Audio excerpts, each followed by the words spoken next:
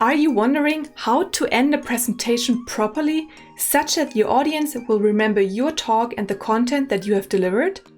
Well, that's exactly what we are going to cover in this video, namely the 5 best and also most commonly ways to end a presentation successfully.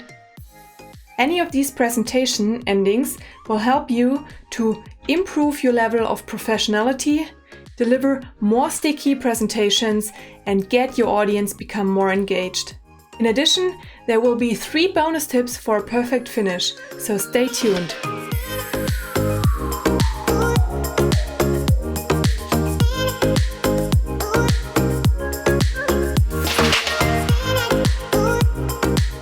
So how to adequately end a presentation obviously depends on the type of presentation you're delivering.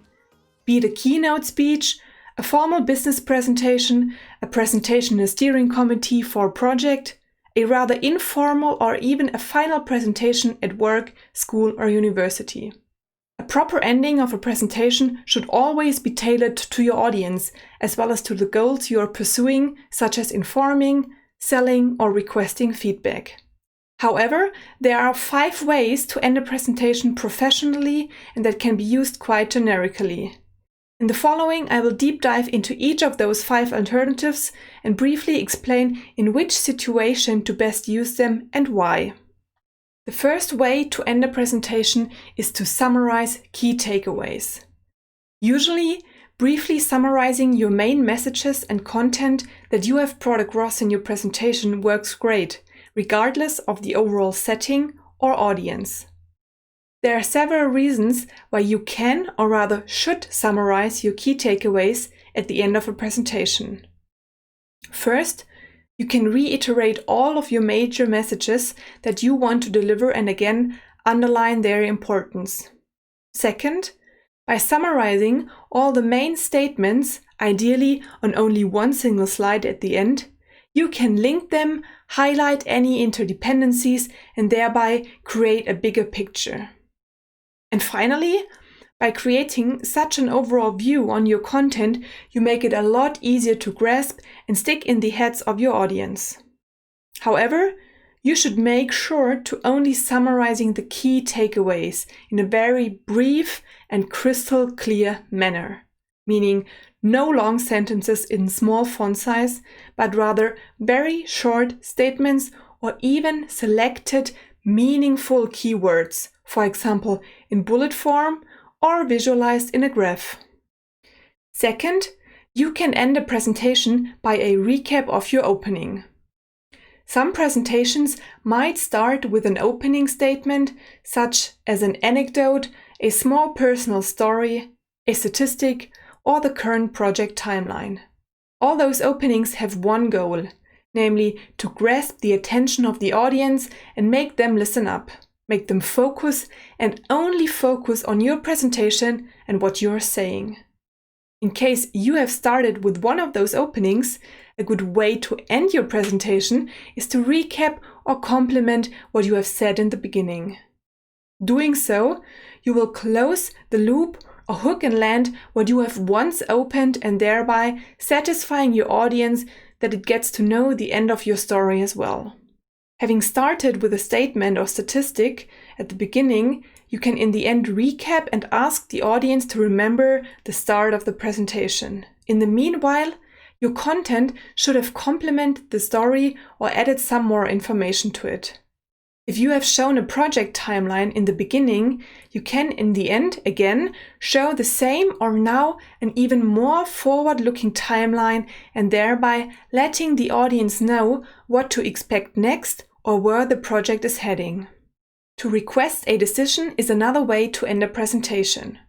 I have to admit that this type of ending is quite specific. However, in some cases it might make sense to do so. In particular, some presentations might specifically be targeted to individual decision makers, such as a presentation for a steering committee or a board meeting. And usually such meetings also include some type of decision making that oftentimes occurs at the end of the presentation, after the main concepts and ideas have been presented and discussed. In such cases, it is therefore quite common to conclude the presentation by requesting a decision, for example, to commit, agree, or disagree to a certain question or ask. So if you have such a required decision, do not hesitate to formally state it. Once discussed and decided in a formal meeting, you will have official proof of the outcome, such that you can base your subsequent actions on this result. Alternative number 4 to end a presentation is by using a call to action. Ending a presentation with a call to action is quite common and can very well be used for several different types of presentations. Depending on your content and audience, your call to action can also vary tremendously. Here are some of the most common calls to actions used to conclude a presentation. First, a call to put something into practice, such as the lessons or tips that you have just given in the presentation. This makes sense if the presentation delivers very specific content, just like a tutorial, lecture, or course. Second, a call to reach out to the presenter or the respective company. This type of ending makes sense if you would like to keep in touch with the audience. If the content was quite complex, such that the audience could ask further and even more specific questions, or if the presentation included some sales aspect. Third, a call to a specific action, such as following the presenter on social media, buying a certain product or service, or just remembering the presentation in the next relevant situation. Finally, you can end a presentation by indicating next steps. Depending on the situation and audience, you can vary the degree of granularity when indicating your next moves. On the one hand, you can become very specific and state the immediate actions or activities that will follow in the upcoming days or weeks, for example, of your projects. On the other hand, you can give a broad overview of the overall next steps and milestones that are of major importance, and potentially you can also name the activities that will lead you and the project there. By indicating the next steps of your project or study, you make sure that everyone knows what to expect and will be done in the near future. You underline that you are in control of your project and the content, such that you can elaborate and present each and every major upcoming move. Well, in addition to those 5 ways to end a presentation, there are 3 general tips that you should keep in mind when you come to close and finish off your presentation. First, you should always end on a positive note. You should try to give your audience a good feeling when your presentation is over and they leave the room. There should not be any open questions. You should have clarified uncertainties or solved any misunderstandings. Ending with a positive vibe, you will make your content and yourself stay in a very good memory of your audience, compared to a situation where many questions are unanswered or people are puzzled or even upset. Next, in addition to ending with one of the 5 alternatives that I have just described, you can indicate the end of your presentation very explicitly. There are several ways to do so.